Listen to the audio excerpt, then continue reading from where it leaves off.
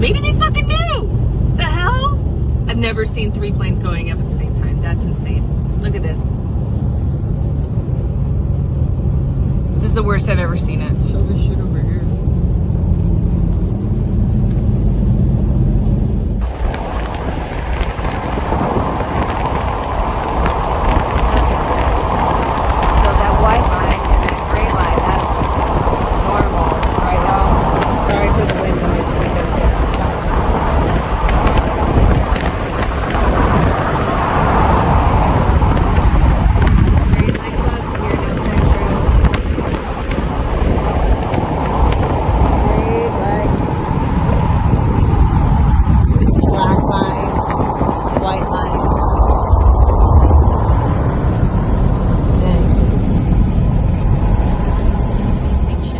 Well, the same thing that's impacting the insects and animals is actually impacting us. And we call this the trifecta of destruction. Nah, we don't call it that. I call it that. It's a collective of different technologies. It's geoengineering, and 5G and the Internet of Things, and then also the new technologies, the new smart technologies. And for insects, it's smart farming. For us, it is the smart grid. And smart anything, smart cities, smart farming, smart grids, those are no smarter than reality shows are real. It's just a term. So we're gonna kind of go in order and start with geoengineering. Geoengineering is the foundation of these other technologies. Without geoengineering, they can't have these other technologies. It's a foundational technology. Now, geoengineering is defined as deliberate large-scale intervention of Earth's natural systems to counteract climate change. And this is according to science foundations like the Royal Society and Oxford University and others. And geoengineering under that term for research and development covers two technologies or two bodies of technology. It covers solar radiation management, which is blocking sunlight coming into the earth, and carbon dioxide removal, which is sequestering carbon. We already have that technology. It's called clouds and trees, right? So we don't need an extra technology to do that for us. But, so under science, technology, research, and development, they do climate mitigation that way. For military, it's utilized as a force multiplier to help us be more aggressive and more powerful and more dangerous and to weaken others. And then for global trading, it's used for profits. Around a third of all industry on Earth is directly dependent on weather. And if you can control those industries, you also control the other 2/3 of industry on Earth. A handful, I don't know if you guys can see, these are just a handful of the institutions from UCAR and NOAA to Harvard University. Harvard's a big geoengineering university, Stanford and Oxford and Institute for Advanced Sustainability Studies and others. There's some public research grants that are sometimes put on mainstream media. $4 million was given last year for research in Congress, but that's just kind of a little flag to let the public know that we might be doing something, but we have been doing geoengineering for well over 7 decades.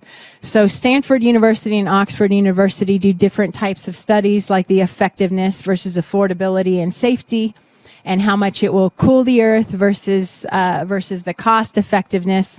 And on this graph, the Stanford graph has things that are not very safe but highly effective and affordable, like stratospheric aerosols, and things that are affordable but not very effective, that because of the time that it takes to grow, would be something like a forest. And for government, military research, development, and execution, NASA, NOAA, Department of Defense, DARPA, all of those groups are involved in different geoengineering research and execution projects. And this is a document from 1996 called "Owning the Weather in 2025: Weather as a Force Multiplier," and it just outlines what we could have possibly done back then by 2025. Well, we had most of the technologies for this already in place. And if you think about your phone in 2025 versus an entire computer in your hand, you'll know that these have been far, far more advanced than even what they thought they could do back then. So for global weather exchanges, people that trade weather and weather technology and investors, investing in these technologies has been a long time investment, but most of the public just doesn't know about it. Disaster reinsurance was made legal, I think, sometime around 1996, which meant you could bet against the weather. If you accidentally, or if someone did an engineering project and accidentally damaged property or their own property, they could get reimbursed for it. So the weather exchange investors and beneficiaries, the big ones include the militaries, U.S. military contractors, telecommunications industry. Weather disrupts communications, so you have to keep the weather clear of moisture and clear of interference. Also, energy, fracking, mining. They benefit greatly from geoengineering, nanotech and biotech, and transportation industries also. So for regular commercial companies, we wanted to put a few examples. Weather Modification Incorporated does projects all over the world, different countries all over the world. An example of some of the ones that they do in the U.S. They work with like Illinois Weather Modification Projects or Naval Surface Warfare Center. So there's a bunch of different projects anyone can get on these websites. When you're home, if you're looking at your screen, if you want to watch this later where you can actually see this, on every single slide we have a link that you can look at to verify. So on a mid-sized or smaller scale is a company called Acquiesce, which is now called Miles. And they used ground-based ionizers to create rain. They can put out wildfires. They have already done that. They did it in Australia. Mainstream media wouldn't cover any of their projects. They've also done farming projects in Africa. They were highly successful. And then on a tiny scale, you can hire a group called Oliver's Travels. And for $100,000, a little over $100,000 or 100,000 pounds, they'll come out here and they'll seed a system and drop the moisture so that you can have a nice sunny day for an event, and you don't have to tell the farmers or the community that you just dumped all the rain on. And this is all legal under state and federal law. So what are the technologies? How is this done? If anyone wants to know, you can go to weathermodificationhistory.com or climateviewer.com, which is where this particular slide came from. Jim Lee did a great job of outlining these technologies. So on here, he has a handful of them listed: ionospheric heaters, sounding rockets, satellite technologies, cloud seeding, cloud ionizers, ship tracking. And these are things that once you start learning about geoengineering, you hear a lot of. Now, there is one technology that is highly visible, so highly visible that if you're older, you've noticed it as it has become one of the predominant technologies, and that is an aerosol technology. So aerosols are dispersed different ways in geoengineering. They're dispersed through fuel additives and dispersants. And we use commercial and military planes for their execution. But we also use stratospheric balloons and sounding rockets. And then a third way that aerosols are dispersed is through ship tracking. And if you keep up, or if you're interested in looking, you can get on NASA Worldview. We have been ship tracking in the Pacific for years now. And we're creating these massive cloud layers that are locking the heat in and exacerbating global warming. So it's a very dangerous technology. Other ones, ionospheric modification. You may have heard of HARP. This can heat the ionosphere and raise and lower the ionosphere to create high pressure systems and move atmospheric rivers. We also have cloud ionizers. Cloud ionizers will take moisture from the atmosphere if it's only about it's only about 30% humidity, you don't have to have 100% like you do with cloud seeding. There's a massive climate project going on in China right now. It's the largest one on Earth, and it's very public. They don't hide geoengineering from their citizens the way we do in the U.S. We also have different laser technologies to control the weather. So we used to have beautiful stellar blue skies and cumulus clouds out here. And in the wintertime, we'd have a windy day and you'd have a warm front, and then you'd build up these beautiful cumulus clouds, and you'd have a huge cumulonimbus, and it would build up and go over the Sierras. And in the summertime, it would release rain, and in the winter, it would just build up, and then you'd have snow, and it would snow, and the system would break up, and then you'd have a stellar blue sky again. But today, we have like what we're having right now is that they'll start in the morning and start spraying, and you end up, by the end of the day, having a big, huge whiteout. And that's occurring so much that in 2017, the World Meteorological Organization defined a bunch of new cloud types. So under the cloud types, there's about a dozen clouds, and collectively there's about 30 with the subtypes. So when they did this, the first cloud listed was, guess what? An aerosol cloud. It was an aerosol cloud called homogeneous, which means man-made. It's also called contrail to cirrus, persistent spreading contrail, etc. Now, in order to create a natural condensation trail like what we saw when we were kids, I didn't see them very much. I grew up in Visalia. You know, occasionally it got cold enough and humid enough to make a little contrail, but it was very rare.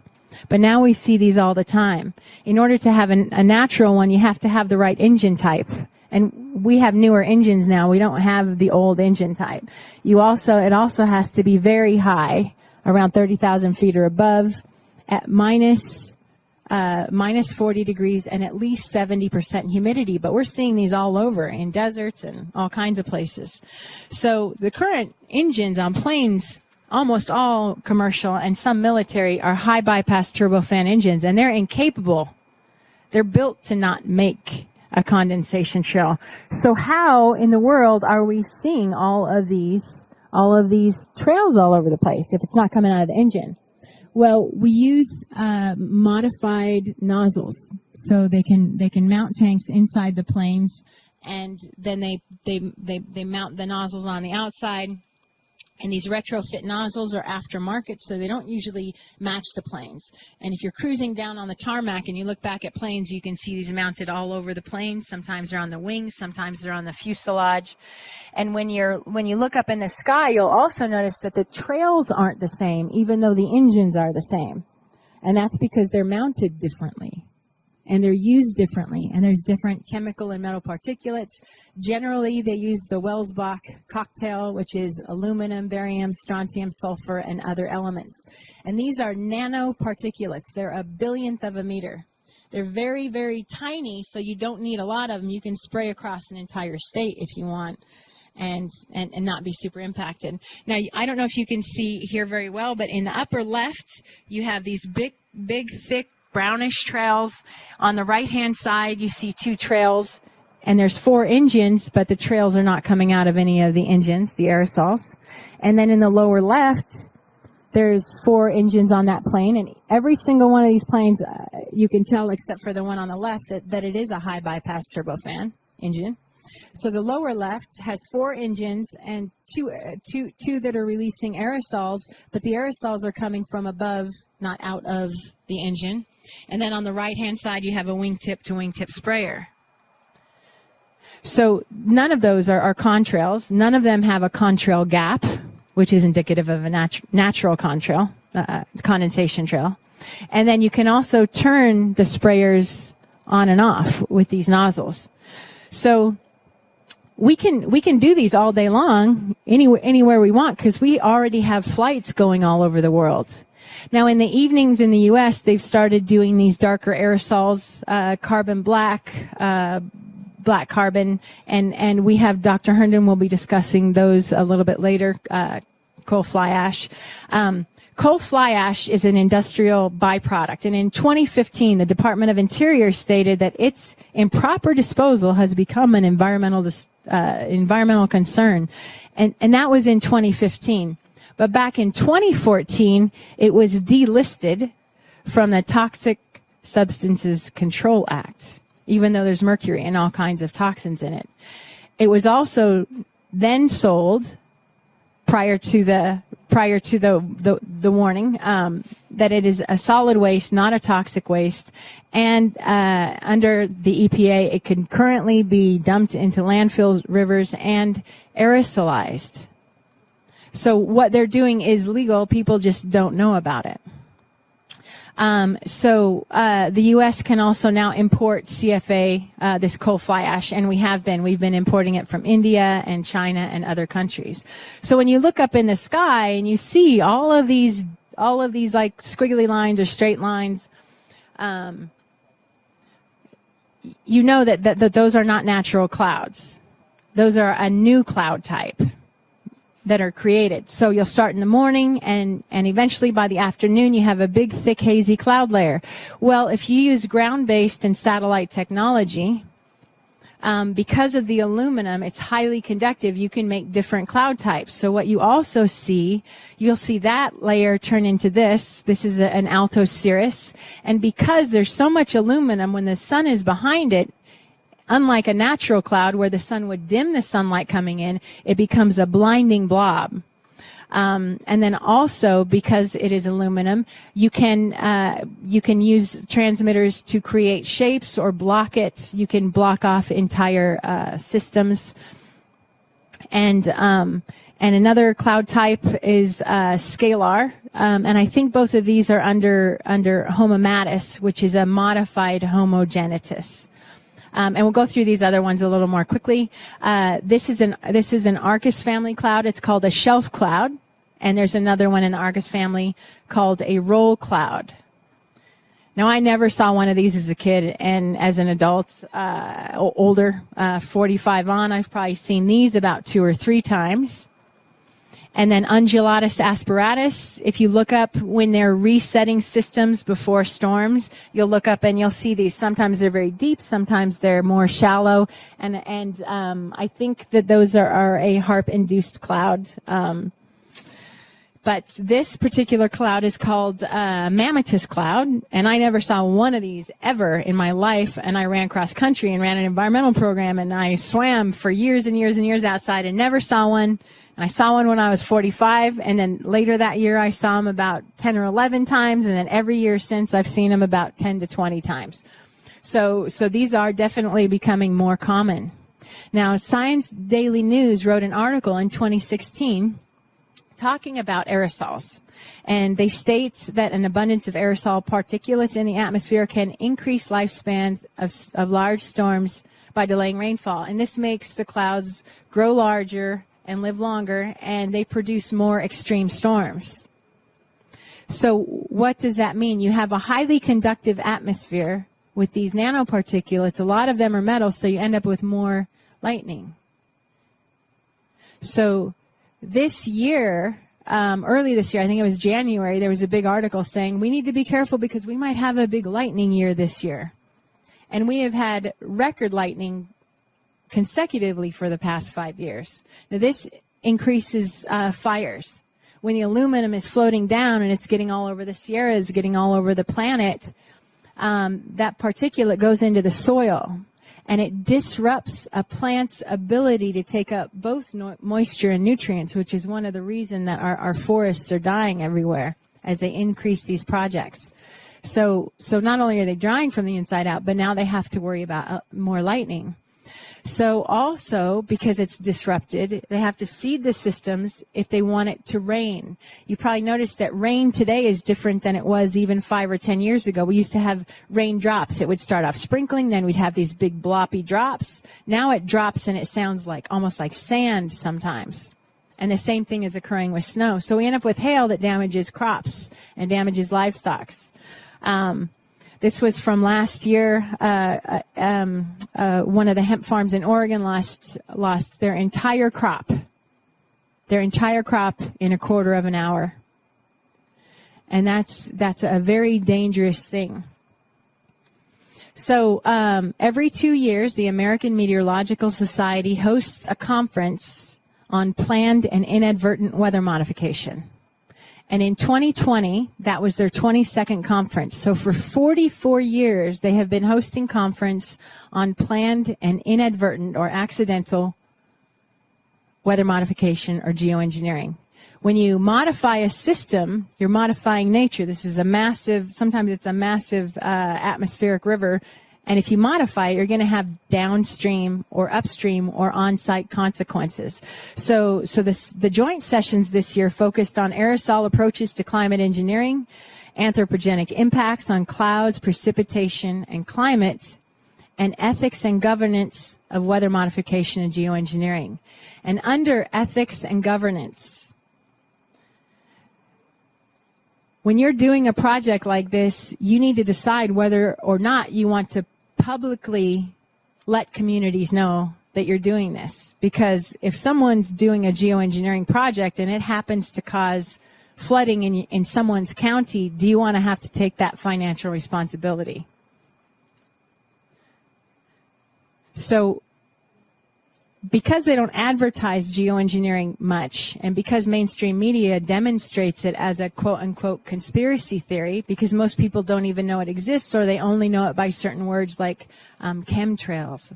Chemtrails is a very conspiratorial word, so people stop looking. They don't want to be seen as a freak or someone who's thinking outside the box or even thinking for themselves. Oh my God, I won't want to do that. But it has been going on, and all you have to do is look. And if you look under geoengineering instead of chemtrails, you find a lot of information. So we also end up with all these particulates, so when it rains, it comes down, it gets on our crops, it gets on our property, it goes in our water systems. So we have to be thoughtful of this and be thoughtful of what's occurring. With ice nucleation chemicals, you can see what is happening right now in Texas. Dane Wigington, who is talking later, will talk a little bit more about that. We have anomalous snow and ice storms, and also have more propensity for fire and tornadoes and other things.